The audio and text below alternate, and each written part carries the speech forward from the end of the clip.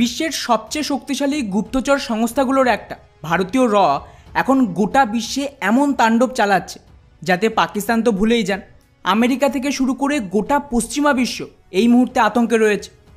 দুদিন আগের এই রিপোর্টটা দেখ, আচমকায় অস্ট্রেলিয়ার মিডিয়া বিরাট বড় একটা ক্লেম করে যে ভারতের মোদী সরকার অস্ট্রেলিয়ার ভেতরে একটা বড় মাত্রায় গুপ্তচরদের জাল বিছিয়ে ফেলেছে এবং এই সমস্ত ভারতীয় গুপ্তচর অস্ট্রেলিয়ায় অপারেট করছে। আর শুধুমাত্র অপারেট করছে তাই নয়, এই নতুন রিপোর্টটা দেখুন যেখানে অস্ট্রেলিয়ার এবিসি মিডিয়া দাবি করেছে যে 2020-21 সাল নাগাদ দুজন ভারতীয় গুপ্তচর নাকি অস্ট্রেলিয়ায় ধরাও পড়েছিল, যাদেরকে সেই সময় দেশ থেকে বহিষ্কার করা হয়। মানে সোজা ভাষায় এই দুজন গুপ্তচরকে পুনরায় অস্ট্রেলিয়া থেকে ভারতে পাঠিয়ে দেয়। আর বন্ধুরা, মজার ব্যাপার হলো যেভাবে প্রথমে ব্রিটেনে খালিস্তানি আতঙ্কবাদীদের মারা হলো, যার দায় সোজাসুজি ভারতের ওপর চাপানো হয়েছিল। এরপর কানাডাতে নির্যার সহ 2-3 জন খালিস্তানি আতঙ্কবাদীকে খতম করা হয়, এর দায়ও ভারতীয় রয়ের ওপর আসে।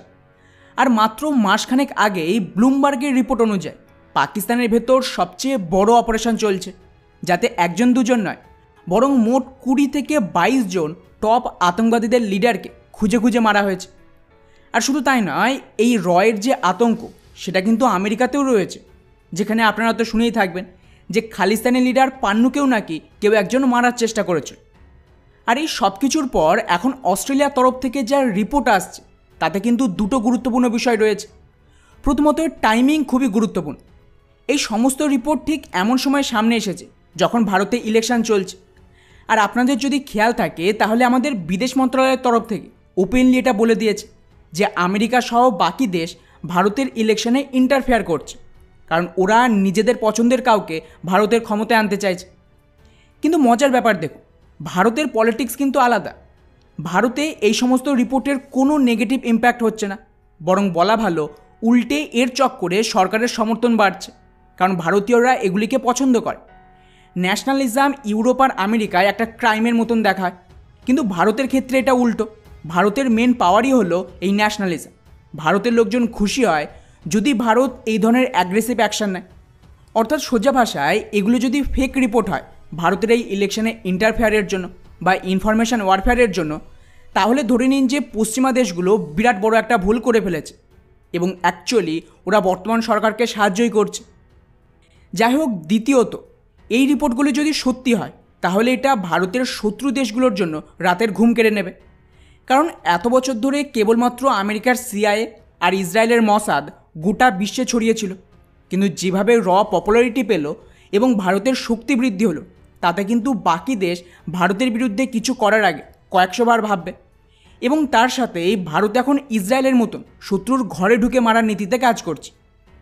এবারে স্পেসিফিক্যালি আমি যদি অস্ট্রেলিয়ার কথা বলি তাহলে ডেফিনেটলি আপনাদের মাথায় প্রশ্ন আসবে যে ভারত অস্ট্রেলিয়ার বিরুদ্ধে কী ধরনের অপারেশন চালাচ্ছে, আর এতে কি দুই দেশের সম্পর্ক নষ্ট হতে পারে। তো বন্ধুরা, রিপোর্ট অনুযায়ী ওরা দাবি করছে ভারতীয় এজেন্সি অস্ট্রেলিয়ার যে ট্রেড রিলেশন তাতে স্পাই করেছে, যে কোন দেশের সাথে ট্রেড করছে, কি কি ধরনের আমদানি রপ্তানি চলছে সেটা। এছাড়াও ওদের সমস্ত এয়ারপোর্টের ওপর গুপ্তচরদের নজর ছিল, যে কিভাবে অস্ট্রেলিয়ার এয়ারপোর্টে সিকিউরিটি চেক করা হয়, এবং সমস্ত এয়ারপোর্টের ইনফরমেশনকেও কালেক্ট করেছে। আর তার সাথে অস্ট্রেলিয়ার গুরুত্বপূর্ণ ডিফেন্স প্রজেক্টের সমস্ত ডেটাও চুরি হয়েছে। আর বন্ধুরা, মজার ব্যাপার দেখুন, ঘটনাটা 2020-21 সালে। ওরা বলছে যে ভারতীয় গুপ্তচর ওদের ট্রেড রিলেটেড ইনফরমেশান কালেক্ট করেছে। আর এই ঘটনার পরেই কিন্তু অ্যাকচুয়ালি ভারত আর অস্ট্রেলিয়ার মধ্যে ফ্রি ট্রেড এগ্রিমেন্ট হয়। ফলে সম্ভাবনা রয়েছে যে এই ট্রেড এগ্রিমেন্টে আমাদের কিভাবে ফায়দা হবে তার জন্য এই পুরো অপারেশন ছিল। তার উপরে বেস করেই কিন্তু ভারতের ডিল সাইন করেছে, যেটা যদি সত্যি হয় তাহলে একদম ব্রিলিয়ান্ট সাকসেস ছিল ভারতের জন্য। এরপর ওরা বলছে ওদের ডিফেন্স প্রজেক্টে স্পাই হয়েছে, কিন্তু অ্যাকচুয়ালি অস্ট্রেলিয়া এমন কিছু তৈরিই করে না যার ইনফরমেশন আমাদের প্রয়োজন।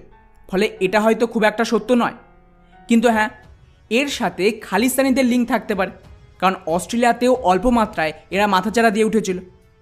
কিন্তু আশ্চর্যের বিষয়, অস্ট্রেলিয়ার সরকার এ বিষয়ে একদম চুপ। বিবিসির এই রিপোর্টটা দেখুন, ওরা বলছে যে ভারতীয় গুপ্তচরকে নিয়ে অস্ট্রেলিয়ার সরকার পিছু হটে গেছে এবং ভারতের বিরুদ্ধে কোনো অ্যাকশান নিতে নারাজ।